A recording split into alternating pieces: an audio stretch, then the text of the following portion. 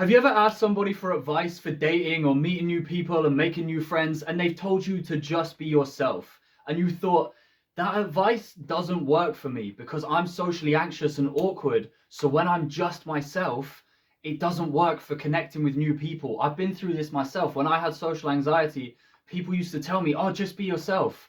I'm like, look, that's what I'm doing. But when I'm just being myself, I'm quiet in the corner, I'm anxious and I'm awkward and I'm looking away all the time. And it doesn't work for connecting with new people.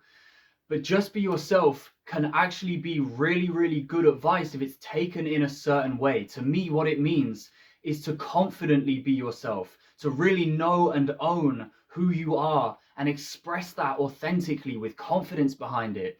And that's why this advice is tricky, because there's so much packed into it. To really know who you are as a person, you need to build that self-awareness. You need to spend time with yourself to really know who you are, what you care about, what you value, the things you're interested in. And then on the flip side, you need to learn to accept and love that person.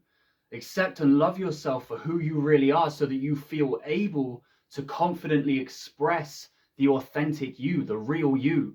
Because if you can manage to do all of this, and that's why I think this is actually great advice, if you can manage to do this, it will be what leads you to meeting and connecting with the people who are actually right for you. Because fake confidence and putting up a front and coming up with canned lines to say to people, it can work in the short term, but it's also not who you are.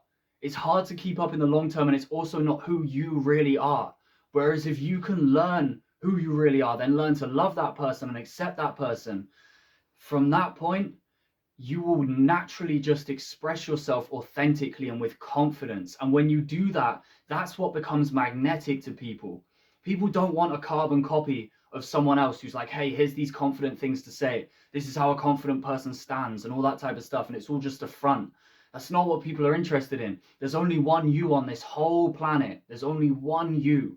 You really do have something different to offer people, something unique to offer people. Your perspective, your experiences, your viewpoints, your values. It's all different to other people's.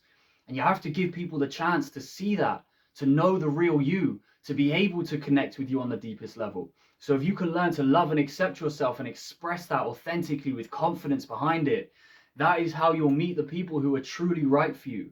Because if you're out there not being yourself, people are never going to know the real you. You're not going to attract the right people for you. And if you're not putting yourself out there at all, then obviously it's the same situation. So you have to learn to love and accept the real you and express that. And that's what will attract the people who are right for you, whether it's dating or making friends, whatever it is. That's how you'll find your people. If you want advice and tips on how to build that self-love and self-awareness, then check out some of my other videos. I'll link some at the end. But I hope you took something valuable from this video. There's a lot packed into this advice. Learning to know who you are, love who you are, express who you are.